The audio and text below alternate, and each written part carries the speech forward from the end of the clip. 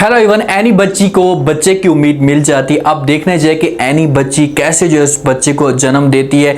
हबीब के लिए ऐसा ऐसा जो बिजनेस के हवाले से रास्ते खुलते जा रहे हैं और फाखिर जो अपनी माँ के पास आता है और आकर अपनी माँ को ये इशारा दे देता है अगर हबीब को इस बिजनेस में या इस कंपनी में जाकर जगह मिलती है तो हबीब कैसे जो वो इस बिजनेस का मलिया मेड करेगा, कैसे इस बिजनेस को मुकम्मल तौर पर बर्बाद करेगा। सबसे पहले तो आप लोग ये देखेंगे जिस वक्त एनी की तबीयत खराब होती है और उससे हॉस्पिटल में लेकर जाते हैं और डॉक्टर जो है वो जैसे उनको पता चलता है कि भाई एनी माँ बनने वाली है तो डॉक्टर आती है और आकर फाखिर को बताती है, ऐशा को ये सब कुछ बताती है। उन्हें कहती है भाई आप लोगों को जो है शर्म नहीं आई, आप कम से कम बच्ची के ऊपर थोड़ा सा तरस तो खा लेते। ऐसे जब ये बातें सारी सुनती है डॉक्टर की कि उससे बताती है डॉक्टर कि भाई एनी जो है वो माँ बनने वाली, तो ऐशा का मुंह खुला को खुला रह जाता है। वो इस बात पे यकीन नहीं कर पा रही होती। भाई तुमने खुद अपने हाथों के साथ शादी करवाई है, तुमने खुद जो है वो एनी को फाखिर के पास भेजा है, तो लाजमी तौर पर अब फाखिर की बीवी है और फाखिर का इस बात पे हक तो बनता है। फाखिर वहां पर जो अपना मुंह छुपाने की कोशिश करता है, लेकिन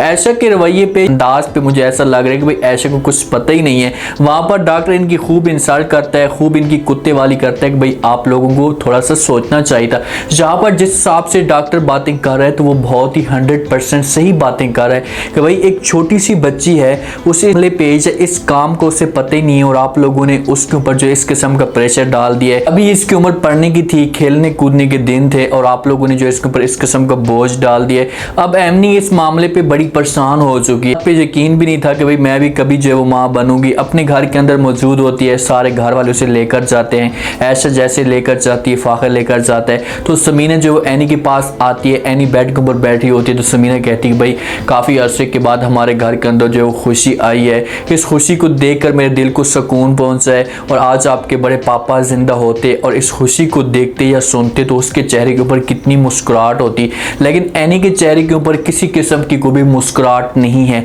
वो इस फैसले को दिल के साथ तस्लीम नहीं करना चाहती। फाखिर भी आएगा और आकर एनी से बात करेगा, उससे माफ़ी मांगने की कोशिश करेगा कि भाई जो कुछ भी होना था हो चुका है, अब इस बात को या इस मामले को खामोशी के साथ जो वो दिल के साथ तस्लीम कर, अब बहुत जल्द तुम्हारी ज़िंदगी में जो वो बच्चा भी आ जाएगा।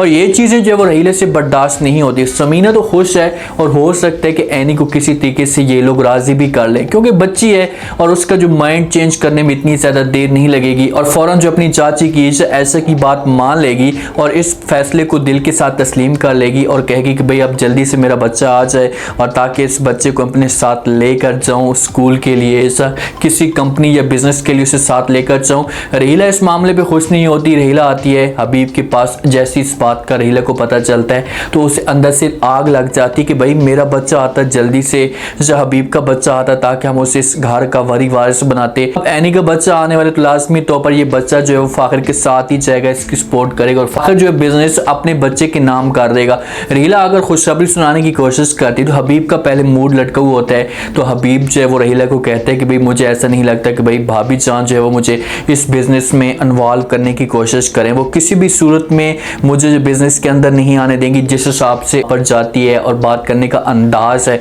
तो रहीला कहती है कि भाई आप परेशान ना हो क्योंकि हबीब कहते हैं कि भाई मैं जहाँ पर बैठा रहा, सेन के आश्रय पे बैठा रहा तो मेरा जो है वो हमेशा के लिए मुस्तकबिल बर्बाद हो जाएगा और मुझे कोई ना कोई और ठिकाना ढूंढना पड़ेगा। रहीला कहती है कि अच्छा ठीक है, तुम्हें मायूस होने की कोई भी जरूरत नहीं है, मैं तुम्हें आज एक खुशखबरी सुनाती हूँ। तो हबीब बड़ा हैरान होकर खुश होकर वो रहीला से पूछने की कोशिश करेगा कि भाई कौन सी खुशखबरी है। पहली दफ़ा ज़िंदगी में जो वो रहीला उसे खुशखबरी सुना रही है। पहले कोई भी बात होती थी तो इसे जो है वो आकर दुख ही सुनाती थी, आकर जो है इसके सामने आंसू बहाती थी। तो आज इसके चेहरे के ऊपर मुस्कुराहट है। तो रहीला कहती है कि भाई आपको घर वालों ने जो है वो घास तक नहीं डाला होगा या आपके सामने कोई इस किस्म की खुशी शेयर नहीं की होगी, तो मैं आज आपको बता देती हूँ कि आप बहुत जल्द जो है वो नाना बनने वाले हैं। ये बातें जब हबीब सुनता है तो हबीब का जो है वो अंदाज होता है या चेहरे की जो एक रंगत होती है वो उड़ जाती है और वो भी यकीन नहीं कर पा रहा होता। भाई तुमने ज़बरदस्ती शादी की है तो यकीन तो कर, फाखिर के अंदर इतनी हिम्मत है कि वो बच्चा पैदा कर सकता है।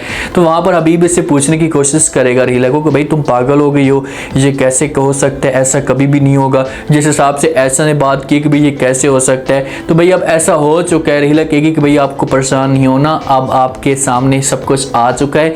थोड़े अरसे के बाद आप देखेंगे कि एनी के पास एक बच्चा भी आ जाएगा। तो हबीब के ऊपर थोड़े बहुत ये तांस भी करेगी, इसके ऊपर बातें भी करेगी और हबीब हो सकता है कि ये जाए और ऐशा के साथ इस किस्म की बात भी करे कि भाई इतनी बड़ी बात है और आप लोगों ने मेरे साथ बात शेयर क्यों नहीं की। हबीब और रहीला जो है वो दोनों मिलकर कुछ ना कुछ जो है वो गेम तैयार करने की कोशिश करेंगे, कुछ ऐसा माहौल पैदा करेंगे जिस पर जो है ये लोग एनी को नुकसान पहुंचाने की कोशिश करें। ऐसे जो है बाहर कपड़े धो रही होती है, ये कपड़ों को जो है वो अंदर लेकर जा रही होती है, रहीला इसके पास आती है और आकर जो है वो गुस्से में होती है कि भाई आप लोग जो है वो हबीब के साथ बहुत ही गलत कर रहे हैं। जिस दिन से मैं इस घर में आई हूँ ये सब कुछ देख रही हूँ, आप और आपकी जो बेटी हैं ये फिरौन बनी हुई हैं, ये फिरौन की तरह की जो है वो हमारे ऊपर जुल्म कर रही हैं, ना अपने शौहर के साथ ही आप बात करती हैं, उसके बाद बच्चों को जो है वो हबीब के पास जाने नहीं देती। कम से कम इस बारे में थोड़ा सा सोचें तो सही, आप जो अपनी लैंग्वेज जो है वो चेंज तो करें। और इतनी बड़ी खुशी मिली है इस घर में तो आपने हमारे साथ शेयर तक नहीं की।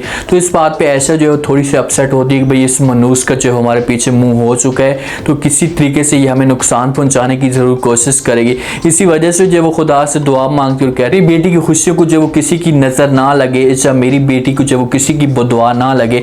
उसे इस बात का 100% यकीन है कि भाई रहीला कुछ न कुछ ऐसी गेम डालने की कोशिश करेगी, कुछ ना कुछ ऐसा करेगी जिस पर जो है वो इस घर में एक दफ़ा ज़रूर जो है वो शोर मचेगा।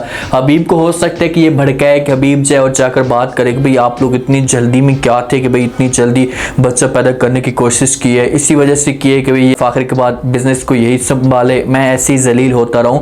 तो हबीब के जो ऐसे ऐसा खुशी के जो होंगे वो स्टार्ट हो जाएंगे, क्योंकि समीना बेगम से ये सारा बिजनेस या ये सारा बोझ जो है वो नहीं संभला जा रहा। एक तो ज़हीर की उसे परेशानी होती है, दूसरा जो वो घर के हिसाब से भी उसे टेंशन होती है। लोग जो है उसके ऊपर तंज करते हैं कि भाई एक औरत इस सीट पे आकर बैठ चुकी है और इस पूरे बिजनेस को देख रही है, उसके लिए काफ़ी मसले होते हैं और औरत के लिए इस तरह के मसले पैदा होते हैं। अगर ये स्टार्ट से इस बिजनेस को चला रही होती तो हो सकता है कि उसको इस किस्म की परेशानी ना होती। अब एक चीज़ चल रही है उसमें जो है सारे मर्द जो इन्वॉल्व हैं, उसके बाद हबीब भी इस पूरे बिजनेस को देख रहा है और अचानक ने हबीब को इन लोगों ने निकाल दिया है, तो लाजमी तौर पर समीना के लिए और फाखिर के लिए मुश्किलात आएंगी। और फाखिर आता है, आकर समीना के साथ बात करता है और कहता है कि माँ जी आप चाहती हैं कि ये जो कंपनी ये चलती रहे, इसे किसी किस्म का नुकसान ना हो या ये बंद ना हो, तो हमें जो है वो चाचू के साथ बात करनी पड़ेगी। अब समीना को फाखिर इशारा दे देता है और कहता है कि भाई आप एक दफ़ा ज़रूर सोचें, आराम के साथ जो है वो इस मामले पे बात करें, हम जाएंगे हबीब के पास जाकर बात करेंगे, क्योंकि उसके अलावा हमारे पास अब कोई भी चारा नहीं है। और वैसे भी अब चारा नहीं है, ये इतने मजबूर हो जाएंगे कि ये हबीब को जो है उस कंपनी के अंदर लेकर जाएंगे। और जैसे हबीब उस कंपनी के अंदर जाएगा तो फिर जो है वो हबीब उस कंपनी को सही तरीके से चूना लगाएगा, हर चीज़ का जो है वो सफाया करेगा, क्योंकि रहीला जो है उसे फुल सपोर्ट करेगी और हबीब जो है वो हर बात रहीला की मानता है। और हबीब का इस तरीके से रहीला ने जो वो माइंड चेंज किया हुआ है कि रहीला के अलावा उसे सारे के साथ जो वो गलत नज़र आते हैं। वो समझते हैं कि भाई एक रहीला ही ठीक है, बाकी जो वो सारा के सारा जो ज़माना है वो गलत है। तो इसी वजह से जैसे उसको कंपनी मिलेगी, कंपनी तो उसे लाजमी तौर पर मिलेगी, इन लोगों से ये जो बिज़नेस है ये नहीं संभाला जा रहा, ये मजबूर हो चुके हैं और ये जाएंगे हबीब के पास। हबीब कहेगा कि ठीक है भाई मुझे कोई इतराज़ नहीं है, लेकिन मेरे मामलात में कोई भी इन्वॉल्व नहीं होगा। तो पैसे को हर चीज़ को जो वो बर्बाद करेगा। उम्मीद है आज का रिव्यू, आज का टीजर आप लोगों को पसंद आया होगा। आप लोगों ने लास्ट में तो पर फीडबैक देना है और आप लोगों ने बताना है कि क्या जो है वो हबीब इस बिज़नेस को जब नुकसान पहुंचाने की कोशिश करेगा, क्या इस मकसद में कामयाब होगा।